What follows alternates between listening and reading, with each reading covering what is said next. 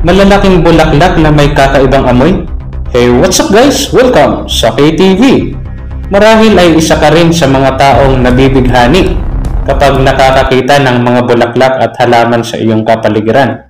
Dahil kung pag-uusapan natin ay mga halaman at bulaklak, ay talaga namang may malaking pakinabang sa ating kalikasan. Unang-una na nga dyan ay ang paglilinis ng hangin at nakakatulong din ito para maiwasan ang pagbaha sa iba't ibang uri ng lugar. Kung handa ka na mapanood ang video na ito ay i-comment mo na yan sa ibaba ng ating video para malaman ko kung ano ang sagot niyo. At kung bago ka pa lang sa channel na ito ay huwag mong kalilimutang mag-subscribe at pindutin ang notification bell para lagi kayong updated sa mga susunod kong video. Dito lang sa KTV, your dream is possible!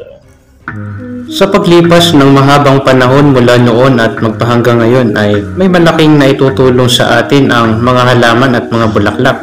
Nakakatulong ito sa ating kapaligiran na talaga namang napakagandang pagmasdan.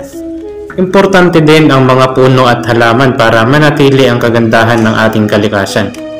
Alam nyo ba na may mga halaman na maaari nating kainin at nakakapagbigay ng magandang benepisyo sa ating katawan?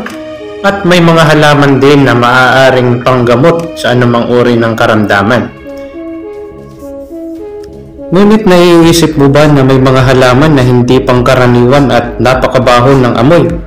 At masusuka ka kapag nalanghap mo ang mga amoy ng mga bulaklak na ito. Titan Arum. Nakakita ka na ba ng bulaklak na mas malaki pa kaysa sa tao? Naniwala ka ba na may ganitong uri ng bulaklak? Kung hindi pa ay tiyak na magugulat ka sa iyong makikita. Ang Titan Arum ay mas kilala sa tawag na corpus flower. Namumulaklak ng isang higanting bulaklak. Tinatawag ang halaman na ito na corpus flower dahil sa napakasangsang ng amoy nito.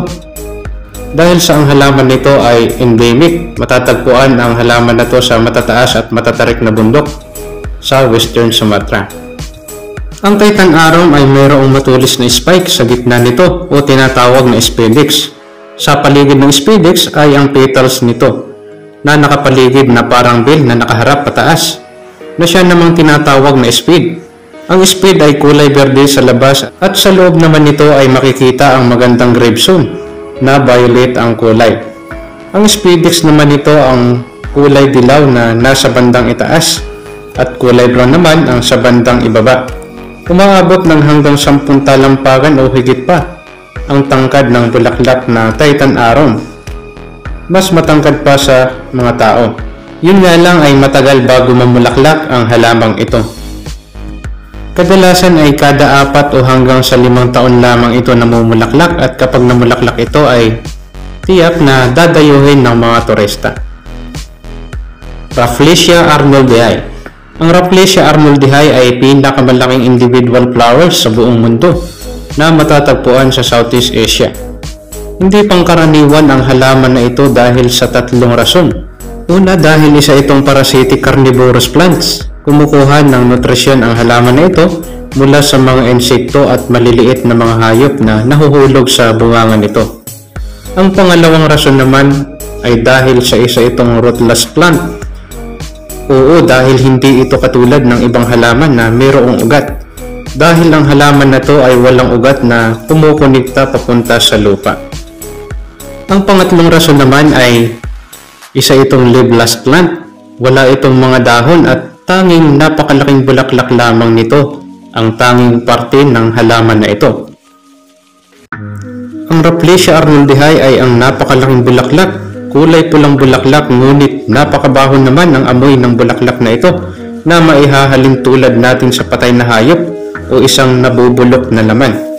Dahil nga sa maliliit na hayop o insekto ang kinukunan nito ng nutrisyon, ang halaman na ito ay napakabaho naman talaga at napakasangsang ng amoy. So, meron ka bang alam na ganitong uri ng mga bulaklak na napakabaho ng amoy at kakaiba ang anyo? I-comment mo na yan sa ibaba ng aking video para malaman ko kung ano ang sagot mo. At kung meron naman kayong gustong ipakwento sa channel na ito ay huwag niyong kalilimutang i-komento sa ibaba ng aking video para malaman ko kung ano ang gusto nyo.